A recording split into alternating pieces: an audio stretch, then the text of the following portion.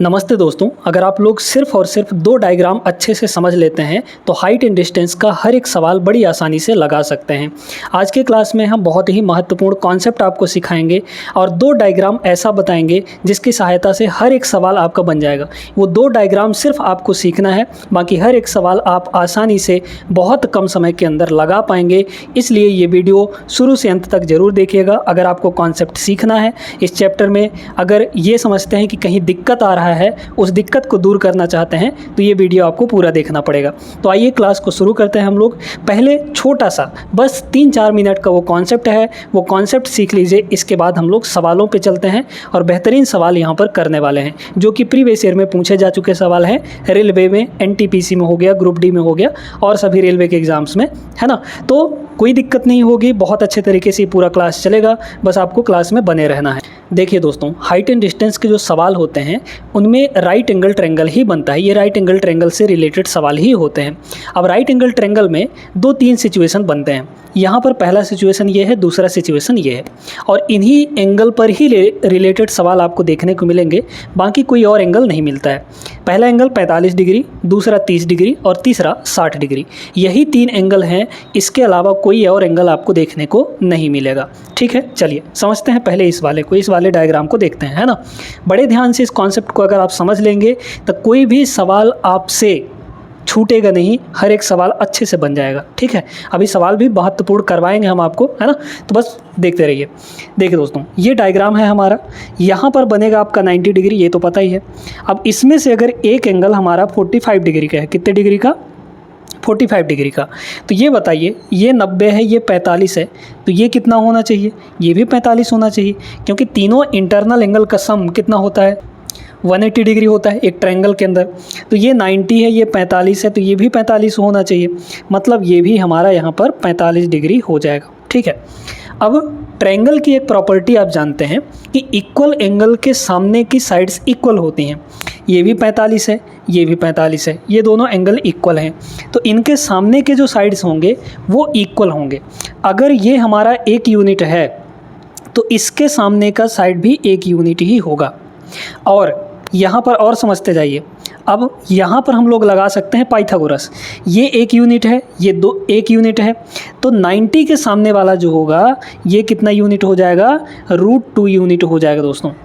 ये डायग्राम हमारा कंप्लीट हुआ। बस इतना याद रखना है कि 45 अगर कहीं बन रहा है तो उसके साथ वाला भाई भी 45 होगा और इन दोनों 45 के आमने सामने के साइड्स बराबर होंगे, यानी 1-1 यूनिट होंगे। अब उस 1 यूनिट की वैल्यू कुछ भी है, जैसे मान लीजिए यहाँ पे 50 मीटर दिया है तो ये भी 50 मीटर होगा, इस तरीके से हम लोग कह सकते हैं। और इस 90 के सामने वाला जो हमारा हाइपोटेनस होगा वो √2 टाइम्स होगा, यानी कि √2 रेशियो में होगा। समझ में आ गई बात कि नहीं? अब आ जाइए इस पे क्या है, यहाँ पर आप लोग देख पा रहे होंगे कि ये एंगल बड़ा होगा, ये एंगल छोटा होगा। तो इसको हम लोग यहाँ पर अगर 30 डिग्री मानेंगे तो ये कितना हो जाएगा? 60 डिग्री हो जाएगा, क्योंकि ये दोनों मिलकर 90 होने चाहिए। ये वाला तो ऑलरेडी 90 है ना, तो 90 और 90 मिलाकर टोटल 180 हो गया। अब इसमें क्या है, यहाँ तो 1-1 हो गया था, यहाँ पर होता है दोस्तों 30 के सामने वाला। अब आप देख पाएंगे कि ये छोटा है, ये वाला आपका बड़ा है। तो 30 के सामने वाला अगर 1 यूनिट है, 1 रेशियो है, तो 60 के सामने वाला साइड √3 गुना हो जाएगा। कितना हो जाएगा? √3 गुना हो जाएगा। समझ में आ गई बात कि नहीं? 30 के सामने वाला जितना भी होगा, 60 के सामने वाला उसका √3 गुना हो जाएगा। या फिर अगर हम ऐसे कहें कि 60 के सामने वाला जितना भी होगा, 30 के सामने वाला उस 60 के सामने वाले का 1/√3 हो जाएगा। भाई ये जो है इसका √3 गुना है, तो ये जो है लंब कितना होगा? इसका 1/√3 गुना हो जाएगा कि नहीं? ठीक है, अब इसमें क्या है, 90 डिग्री के सामने वाला क्या होगा? तो यहाँ पर ये 2 गुना हो जाएगा, 2 यूनिट हो जाएगा। जैसे अगर मान लीजिए कि ये टोटल 10 मीटर दिया है, तो ये आपका कितना हो जाएगा? 20 मीटर हो जाएगा। ये हाइपोटेनस जो है 20 मीटर के बराबर हो जाएगा। समझ में आ गई बात कि नहीं? तो इन 2 डायग्राम को अगर आप समझ गए होंगे तो अब आप सवाल करने के लिए तैयार हैं, आपसे सवाल बन जाएगा, कोई दिक्कत नहीं होगी अब। ठीक है, चलिए देखते हैं पहला सवाल, बहुत बढ़िया सवाल है। भूतल यानी जमीन पर स्थित किसी पॉइंट वाई से एक लैंप पोस्ट के शीर्ष यानी कि टॉप मोस्ट पॉइंट का उन्नयन कोण का मतलब होता है यहाँ पर एंगल ऑफ एलिवेशन, ठीक है। अवनमन कोण का मतलब होता है एंगल ऑफ डिप्रेशन, ठीक है। तो दो एंगल होते हैं, उन्नयन कोण, अवनमन कोण। देखिए अब समझिएगा इसको, हम यहाँ पे उन्नयन अवनमन भी आपको समझा देंगे, कोई दिक्कत नहीं है। तो यहाँ पर कुछ डायग्राम हमारा ऐसा बन रहा है कि ये आपका एक लैंप पोस्ट है। लैंप पोस्ट का मतलब एक यहाँ पर ये खंभा है ना, ये लैंप पोस्ट है। ये ज़मीन के एक पॉइंट वाई पर स्थित है, ये हमारा वाई पॉइंट है। अब इसमें कह रहा है शीर्ष का जो उन्नयन कोण है, मतलब इस पॉइंट का उन्नयन कोण किसी बिंदु पर कितना बन रहा है यहाँ पर। अच्छा, किसी बिंदु से ना, तो ये जो पॉइंट है ये वाई नहीं होगा, ये वाला आपका वाई होगा। ये तो लैंप पोस्ट हो गया। इस वाई पॉइंट से देखने पर इस शीर्ष मतलब टॉप मोस्ट पॉइंट, उसको देखने पर एंगल ऑफ एलिवेशन कितना बन रहा है यहाँ पर 45 डिग्री के बराबर बन रहा है। ये एंगल ऑफ एलिवेशन है। जब भी हम ऊपर की तरफ देखते हैं तो जो एंगल बनता है उसको कहते हैं एंगल ऑफ एलिवेशन, और जब हम नीचे की तरफ देखते हैं तो हॉरिजॉन्टल के साथ जो एंगल बनता है, जैसे मान लीजिए कि यहाँ पे चढ़ के और अगर हम नीचे की तरफ देखें तो ये हॉरिजॉन्टल हमारा ये हुआ, इस हॉरिजॉन्टल के साथ ये जो एंगल बनेगा ये एंगल ऑफ डिप्रेशन होगा, मतलब कि अवनमन कोण होगा। समझ में आ गया, दोनों चीज़ें समझ गए होंगे, अवनमन उन्नयन दोनों। अब कह रहा है कि पोस्ट के पाद का मतलब होता है पैर मतलब यहाँ पर, ठीक है। बिंदु वाई से दूरी कितनी है, 80 मीटर है। तो इस पॉइंट से इस पॉइंट तक कितना दूर है, ये 80 मीटर के बराबर है। समझ में आ गई बात, 80 मीटर। तो लैंप पोस्ट की ऊंचाई ज्ञात कीजिए, मतलब ये हाइट हमको निकालनी है दोस्तों। बहुत सिंपल है, हमने आपको बताया था। ये 45 है तो ये भी आपका कितना होगा, 45 डिग्री होगा। और 45 के सामने वाले बराबर होते हैं। इस 45 के सामने अगर 80 है तो इस 45 के सामने ये भी आपका 80 मीटर का हो जाएगा कि नहीं बताइए। तो इसमें क्या दिक्कत है, यही हाइट तो हमको चाहिए। ऑप्शन नंबर सी इसका करेक्ट आंसर हो जाएगा। इतना आसान है दोस्तों, आपको कोई tan थीटा कुछ नहीं लगाना है, tan 60 tan 30 कुछ नहीं याद करना है आपको। बस यही दो डायग्राम अगर आप याद रखते हैं तो हर एक सवाल बन जाएगा। बहुत बेहतरीन सवाल अभी आने वाले हैं। आइए दूसरा सवाल देखते हैं। यहाँ पे एक दीवार के सहारे खड़ी हुई सीढ़ी का उन्नयन कोण 45 डिग्री है। दीवार से सीढ़ी के पाद की दूरी 4.2 मीटर है। तो सीढ़ी की लंबाई ज्ञात करनी है हमारे यहाँ पर, है ना। एक यहाँ पर ये दीवार है, इस दीवार से ये ज़मीन हो गया, ठीक है। इस दीवार से एक सीढ़ी लगी हुई है, इस तरीके से सीढ़ी लगा हुआ है। और ये जो सीढ़ी का उन्नयन कोण है यहाँ पर जो बन रहा है वो कितना बन रहा है, 45 डिग्री के बराबर बन रहा है। ये 45 है तो ये भी आपका 45 डिग्री होगा कि नहीं, ठीक है।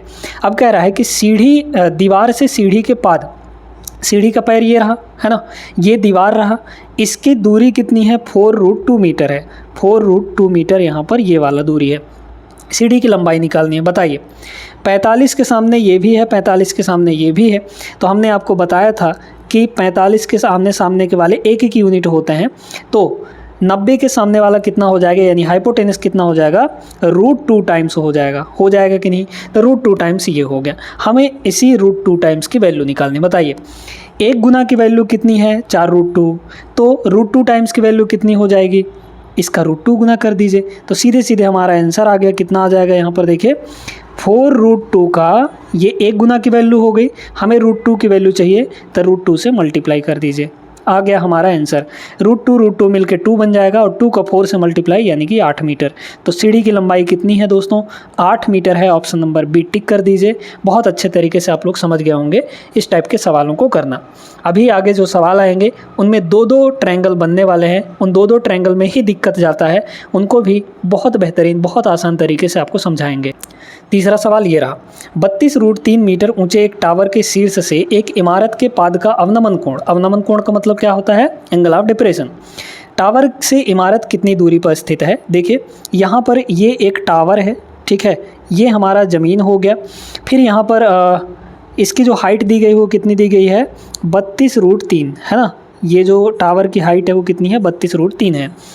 अवनमन कोण कितना है यहाँ पर, 60 डिग्री है। तो यहाँ से ये हॉरिजॉन्टल हमारा खींच गया, है ना, इसको देख लीजिए, हॉरिजॉन्टल है। और किसी बिंदु का बिंदु का यहाँ पर अवनमन कोण। अब अवनमन कोण कहाँ बनेगा, ये वाला बनेगा। तो एक चीज़ हम आपको ध्यान दिला देते हैं, अवनमन कोण और उन्नयन कोण का मीनिंग अलग अलग भले है, लेकिन दोनों एंगल बराबर होते हैं।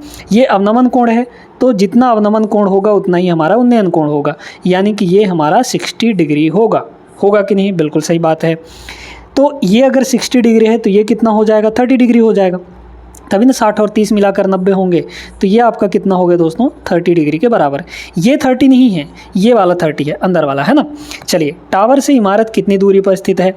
अच्छा एक सेकंड, ये टावर के शीर्ष से, अच्छा ये यहाँ पर इमारत है ना, यहाँ पर हमारा क्या है, इमारत है ये इसके पाद का मतलब क्या हुआ, पैर, इसके पैर का अवनमन कोण यहाँ पर दे रखा था, कोई दिक्कत नहीं है।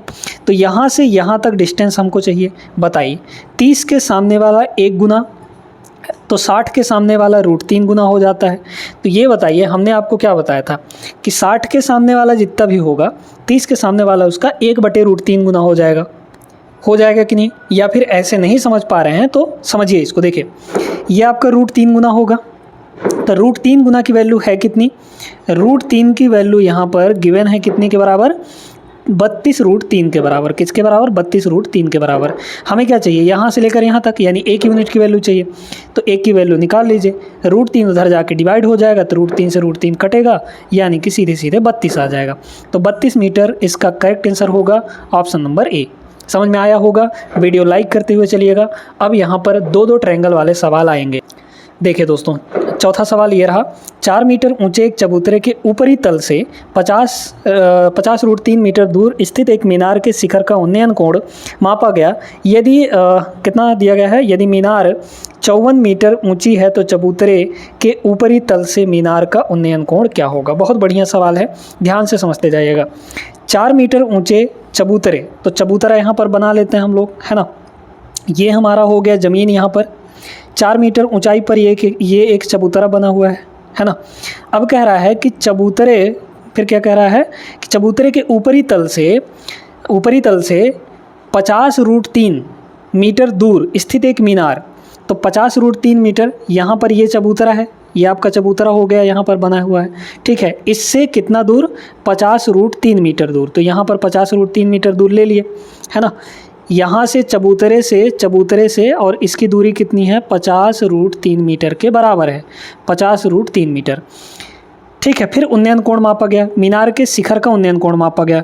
तो इस चबूतरे से मीनार के शिखर का उन्नयन कोण कुछ ऐसे बनेगा। ये एंगल हमको निकालना है, ये थीटा मान लीजिए यहाँ पर।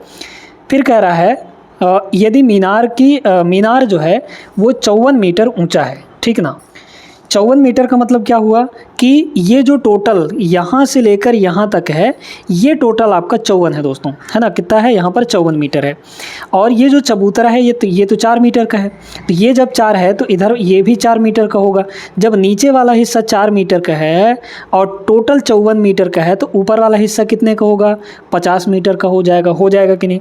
50 और 4 54 हो गया। बस डायग्राम से ही आपको खेलना है और कुछ नहीं।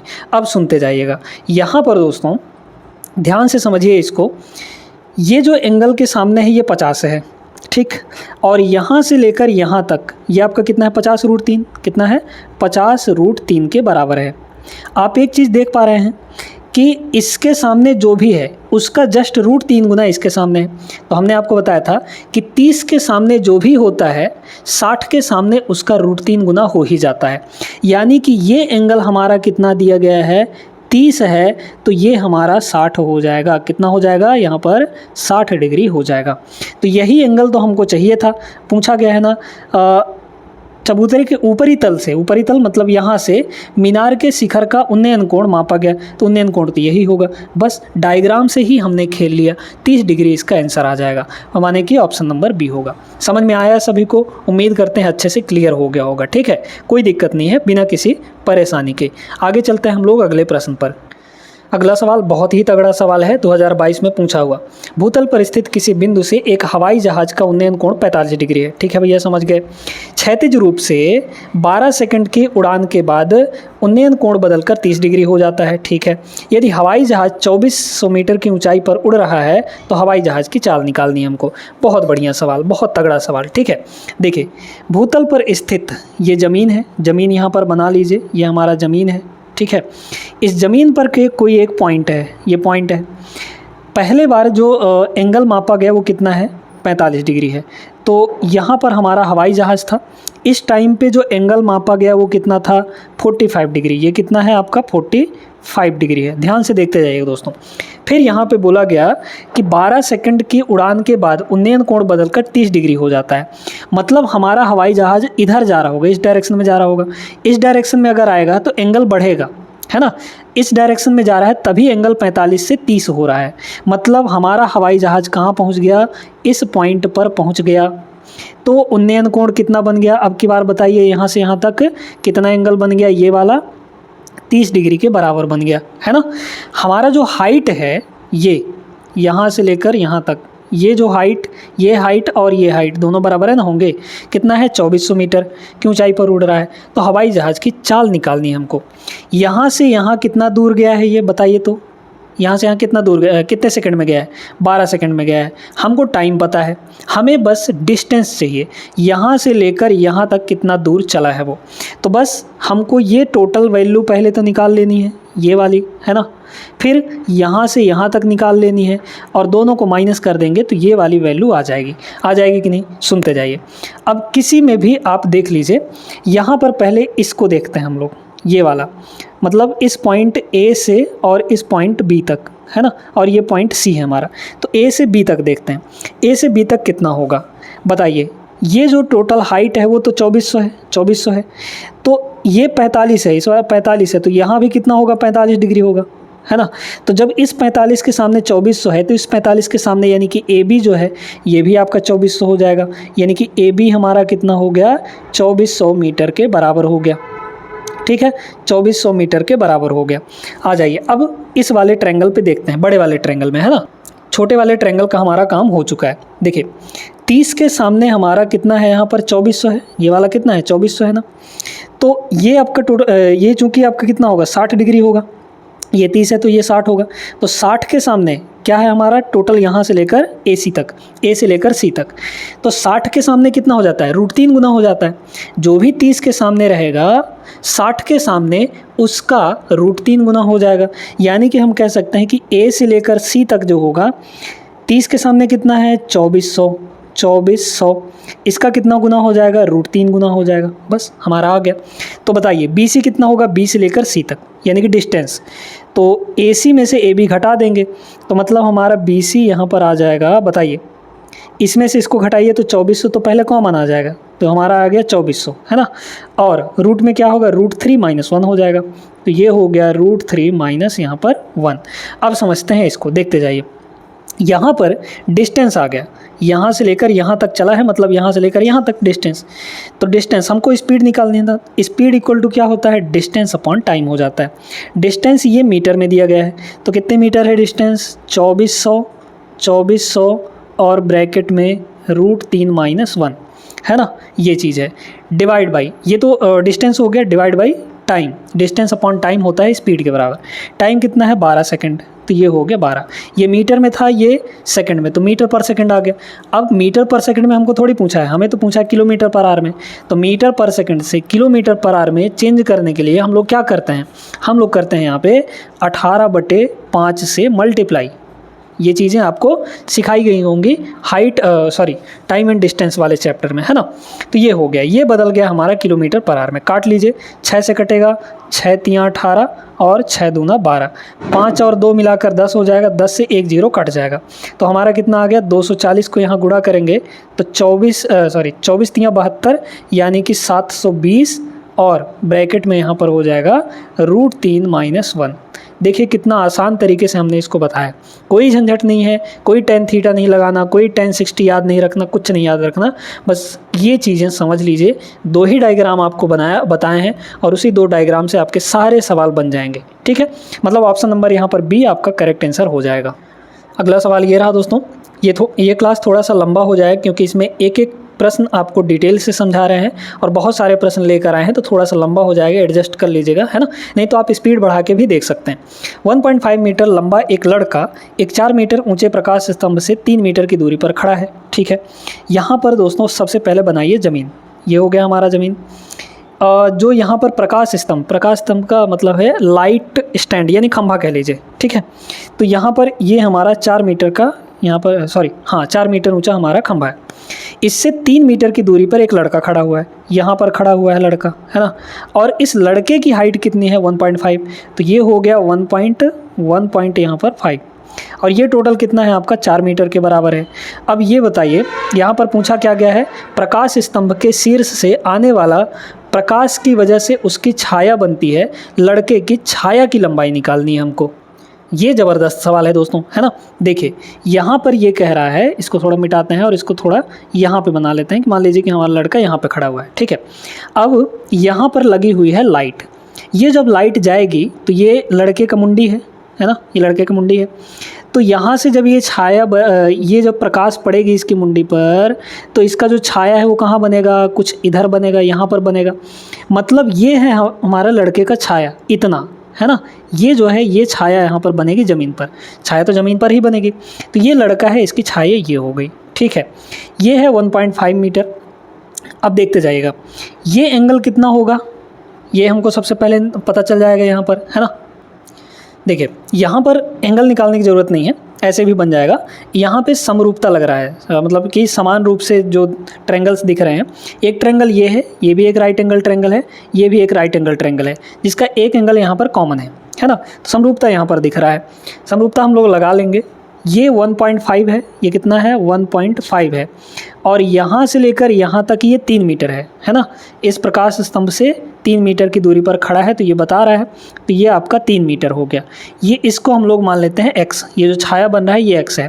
तो टोटल यहाँ से यहाँ तक कितना हो जाएगा बताइए, तो 3 + x नहीं हो जाएगा, ये हो गया 3 + x, बस हमारा काम बन गया। देखिए दोस्तों, जो समरूप त्रिभुज होते हैं उनके करेस्पॉन्डिंग साइड्स का रेशियो इक्वल होता है। जैसे इसका लंब और इसका लंब का रेशियो, और इसके आधार और छोटे वाले के आधार का रेशियो बराबर होगा। तो बड़े वाले का आधार कितना है 4 है यहाँ पर, डिवाइड बाई इसका आधार कितना, इसका लंब कितना है, छोटे वाले त्रिभुज का यहाँ पर लंब कितना है 1.5 है, इक्वल टू किसके बराबर होगा। अब ऊपर चूंकि हम लोग बड़े वाले के लिखे हैं, तो बड़े वाले का आधार कितना है, यहाँ से लेकर यहाँ तक टोटल कितना है 3 + x है, कितना है 3 + x है, डिवाइड बाई इस छोटे वाले का आधार कितना है x के बराबर है। बस हमारा काम हो गया। देख लीजिए, इसको अगर हम लोग काटेंगे या फिर नहीं भी काटेंगे तो मल्टीप्लाई कर लीजिए, है ना, क्रॉस मल्टीप्लाई, ये इधर आ जाएगा तो 4x होगा, इक्वल टू यहाँ देखिएगा 1.5 का 3 से मल्टीप्लाई करेंगे तो 15 × 3 = 45, यानी कि 4.5 आ जाएगा, प्लस यहाँ पे कितना हो गया 1.5x हो जाएगा, ठीक है। इसको इधर ला के घटा लेंगे, तो घटाएंगे अगर हम लोग 4 में से 15, 40 में से 15 गया तो आपका 25, यानी 2.5x हो गया, 2.5x हो गया, इक्वल टू यहाँ बचा 4.5। देख लीजिए बहुत आसान सा है, आ जाएगा। अब इसमें हमको x निकालना है ना, तो कितना हो जाएगा x, पॉइंट के बाद यहाँ भी एक अंक है, पॉइंट के बाद यहाँ भी एक अंक है, तो पॉइंट हटा सकते हैं, यानी कि सीधे सीधे हमारा 45/12 के यहाँ पर 25 आ जाएगा। काटेंगे तो ये होगा 8, ये होगा 5, ठीक है, 8 × 5 = 40, मतलब 1 कितना हो जाएगा 16 × 5 = 80 ना, 1.6 आ जाएगा, ठीक है। 1.6 तो कहीं दिया भी नहीं है, ये 1.6 है, एक सेकंड कहीं गलती हुआ है। ये देखिए, हाँ यहाँ पर कितना आ जाएगा, ये 9 हो जाएगा ना, 9 × 5 = 45 होता है, तो इसको थोड़ा सुधार लीजिएगा, ठीक है। ये कितना हो जाएगा यहाँ पर 9 × 5 = 45, मतलब 9/5 हो गया। 9/5 का मतलब 18 × 5 = 90, यानी 1.8 हो जाएगा। 1.8 मीटर x की वैल्यू, और x हमारा यहाँ पर क्या था, छाया की लंबाई थी। Option number A is the correct answer. बहुत अच्छे तरीके से आप लोग समझ गए होंगे। आगे चलिए अगले प्रश्न पर। देखिएगा 7वां सवाल ये रहा, सूर्य का उन्नयन कोण 60 डिग्री से बदलकर 30 डिग्री होने पर भूतल पर स्थित एक मीनार की छाया की लंबाई में यहाँ पर 40√3 मीटर की वृद्धि हो जाती है। मीनार की ऊंचाई ज्ञात कीजिए, ठीक है। यहाँ पर बड़े ध्यान से समझिएगा कि एक मीनार है, पहले तो ज़मीन बना लीजिए, यहाँ पर ये हमारा ज़मीन हुआ, है ना। फिर यहाँ पर एक मीनार है, ये मीनार है। अब यहाँ पे अगर कहीं पे हमारा सन है तो इसका जो छाया जाएगा इधर ही जाएगा ना, तो ये जो छाया है 60 डिग्री से बदल कर कितना हो जाता है 30 डिग्री हो जाता है। तो पहले हमारा पॉइंट जो है यहाँ पर था, है ना, किसी बिंदु पर, तो पहले एंगल कितना बन रहा था 60 डिग्री, फिर बदल कर कितना हो गया 30 डिग्री हो गया। तो ये आपका 60 डिग्री है। अब पता कैसे लगा पा रहे हैं, क्योंकि ये बड़ा है, ये छोटा एंगल है, तो ये आपका 60 डिग्री होगा और ये आपका 30 डिग्री होगा। बता रहे हैं ना, इसमें 60 डिग्री से बदल कर 30 डिग्री हो गया है। तो पहले यहीं तक छाया बन रहा था, है ना, पहले यहीं तक छाया बन रहा था, फिर कितना बढ़ गया यहाँ पर 40√3 मीटर की वृद्धि हो जाती है, मतलब इतना हो गया, इतना बढ़ गया। कितना बढ़ा है यहाँ पर 40√3 मीटर, है ना। तो ये जो बढ़ा हुआ भाग है ये कितना है 40√3 मीटर है दोस्तों। समझ में आई बात सभी को।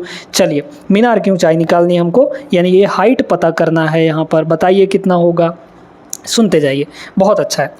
इस छोटे वाले में पहले देख लीजिए और बड़े वाले में बाद में देखेंगे। तो छोटे वाले में अगर देखें तो ये 60 है, ये आपका 30 हो जाएगा, है ना, ये 30 डिग्री हो जाएगा। छोटे वाले की अगर बात करें तो, छोटे वाले की अगर बात करें तो इसके सामने का ये जो होगा, ये कुछ मान लीजिए आप लोग, है ना।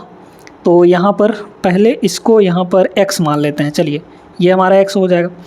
तो 30 के सामने वाला अगर x है तो इस 60 के सामने वाला कितना हो जाएगा, इस x का कितना गुना, √3 गुना। तो ये हमारा हो गया कितना, √3 × x हो जाएगा। क्लियर है ये बात, ठीक है। चलिए, अब यहाँ से लेकर यहाँ तक ये टोटल कितना होगा, ये बताइए कितना हो जाएगा। देखिए दोस्तों, अब इस बड़े वाले में अगर देखें तो ये 30 डिग्री है, तो ये टोटल कितना होगा, यहाँ पर 60 डिग्री हो गया। अब बीच वाले को भूल जाइए अभी, है ना, 30 तो 60, 30 के सामने वाला जो भी होता है, मतलब √3x है, तो 60 के सामने वाला कितना हो जाएगा, इस 30 के सामने वाले का √3 गुना हो जाएगा। तो 30 के सामने वाला कितना है, √3 × x है। तो इस 60 के सामने वाला, यानी यहाँ से लेकर यहाँ तक टोटल कितना हो जाएगा, इसका √3 गुना हो जाएगा कि नहीं। बस बन गया हमारा सवाल। √3 × √3 करेंगे तो 3 × x आ जाएगा। तो टोटल यहाँ से लेकर यहाँ तक 3x है, उसमें से अगर x को घटा दें तो हमारा ये बचेगा और इसी की वैल्यू दी गई है। तो बताइए, 3x में से हम लोग 1x को घटा देंगे तो बचेगा हमारा कितना, यहाँ पर 40√3 के बराबर। ये हो गया 40√3 हो गया, ठीक है। हमें x की वैल्यू यहाँ से निकल जाएगी, ये हो गया 2x की वैल्यू कितनी होगी यहाँ पर 40√3, है ना, 40√3। तो यहाँ पर x की जो वैल्यू है वो कितनी हो जाएगी 20√3 के बराबर, 20√3। हमें चाहिए थे क्या, मीनार की ऊंचाई।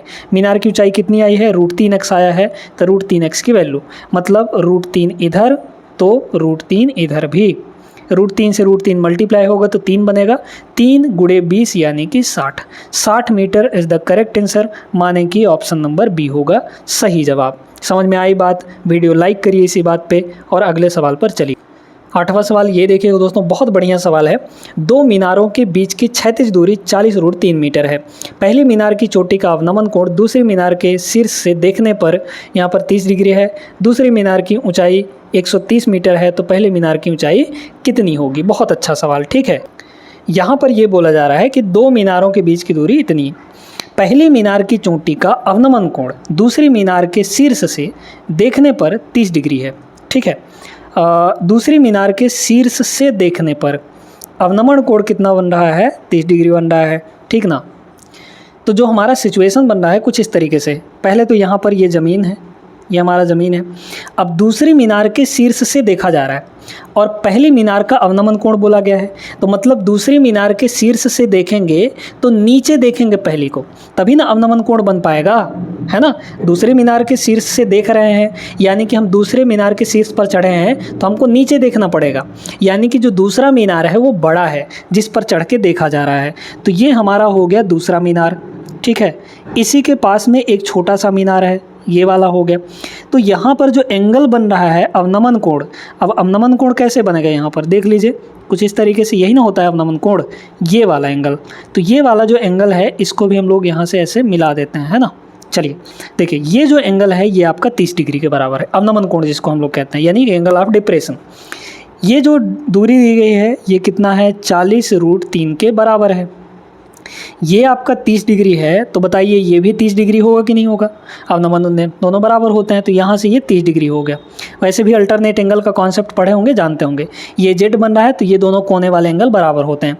ये बात समझ में आ गई होगी। अब देखिए यहाँ पर 30 डिग्री, यदि दूसरी मीनार की ऊँचाई 130 मीटर है, टोटल ये जो है ये यहाँ से लेकर यहाँ तक कितना है, 130 मीटर है, 130 मीटर के बराबर है। तो हमें निकालना है यहाँ पर पहली मीनार की ऊंचाई, यानी ये वाला हमको चाहिए। ये वाला निकालने के लिए पहले ये वाला निकाल लेंगे तो हमारा काम हो जाएगा। अब सुनते जाइएगा, यहाँ पर बहुत अच्छे तरीके से देखिए आप लोग कि ये वाला कितना होगा।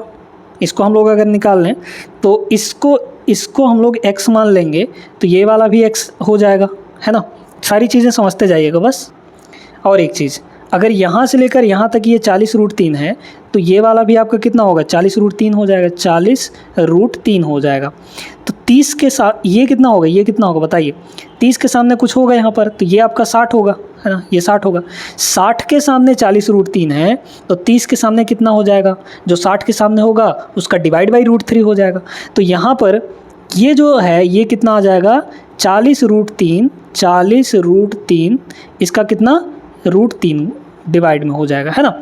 30 के सामने वाला छोटा होता है ना, √3 टाइम्स छोटा हो जाता है वो। तो देख लीजिए कितना आ जाएगा, √3 से √3 कट गया यानी कि 40 आ गया। तो ऊपर का हिस्सा यहाँ पर 40 है, ऊपर का हिस्सा मतलब यहाँ से लेकर, ये तो बहुत आसान सवाल बन गया। ये कितना है आपका, 40 मीटर है।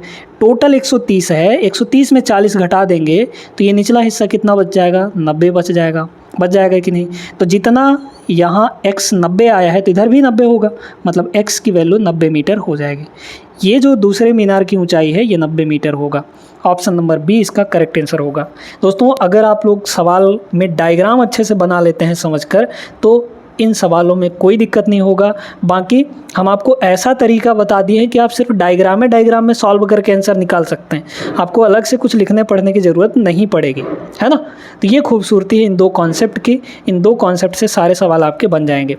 आगे चलिए अगला प्रश्न देखते हैं। देखिए ये जो सवाल है बहुत बढ़िया है। भूमि पर किसी मीनार के शीर्ष बिंदु से 18 मीटर और 32 मीटर की दूरी पर स्थित दो बिंदुओं से मीनार के शीर्ष के उन्नयन कोण पूरक हैं। मीनार की ऊंचाई ज्ञात कीजिए। पूरक का मतलब होता है यहाँ पे कॉम्प्लीमेंट्री एंगल, है ना। चलिए देखते हैं यहाँ पर, ये हमारा हो गया ज़मीन, है ना, ये हमारा हो गया ज़मीन। यहाँ पे एक बना लीजिए मीनार। अब दो बिंदु हैं, है ना। एक पॉइंट यहाँ पर मान लीजिए, एक पॉइंट यहाँ पर मान लीजिए। दोनों बिंदु 18 मीटर और 32 मीटर की दूरी पर स्थित है। तो ये पहला वाला 18 मीटर की दूरी पर स्थित है और यहाँ से लेकर यहाँ तक ये जो है ये 32 मीटर की दूरी पर स्थित है। ठीक है, ये दोनों चीज़ें समझ गए ना। अच्छा, अब एंगल बन रहा है दोनों बिंदुओं पर। एक एंगल ये बनेगा, एक एंगल यहाँ से मिलाएंगे तो ये बनेगा। शीर्ष का मतलब यहाँ पर टॉप पॉइंट, है ना।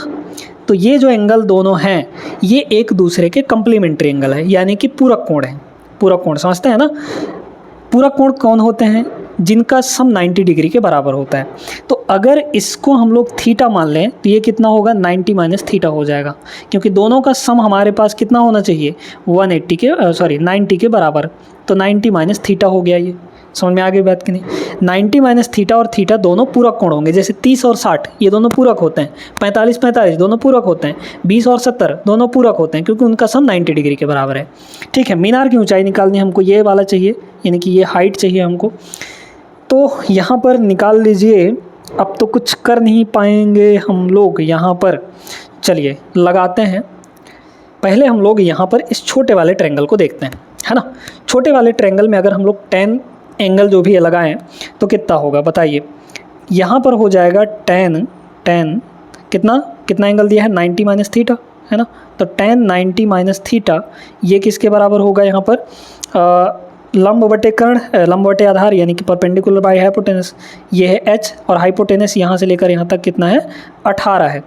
10 90 माइनस थीटा होता है कॉट थीटा, तो ये हो जाएगा कॉट थीटा। ये हो गया कितना, कॉट थीटा। कॉट थीटा की वैल्यू कितनी हो जाएगी, h/18 हो जाएगी। कितनी हो जाएगी, h/18 हो जाएगी। ये बात समझ में आ गया। अच्छा, अब इधर देखिए बड़े वाले में। तो बड़े वाले में क्या है यहाँ पर, बड़े वाले में दोस्तों फिर से वही चीज़ है ना। तो tan थीटा कितना हो जाएगा, tan थीटा कितना हो जाएगा यहाँ पर, तो tan थीटा h/32, h/ यहाँ पर 32 के बराबर हो जाएगा, है ना। अब यहाँ पर एक चीज़ आप लोग जानते हैं कि tan theta into cot theta 1 के बराबर होता है, क्योंकि एक दूसरे के रेसिप्रोकल होते हैं, है ना। तो tan theta into cot theta multiply कर लीजिए, तो tan theta into cot theta, है ना, यहाँ पर कितना हो जाएगा, कॉट थीटा हो जाएगा, है ना। कॉट थीटा ये किसके बराबर होता है, 1 के बराबर।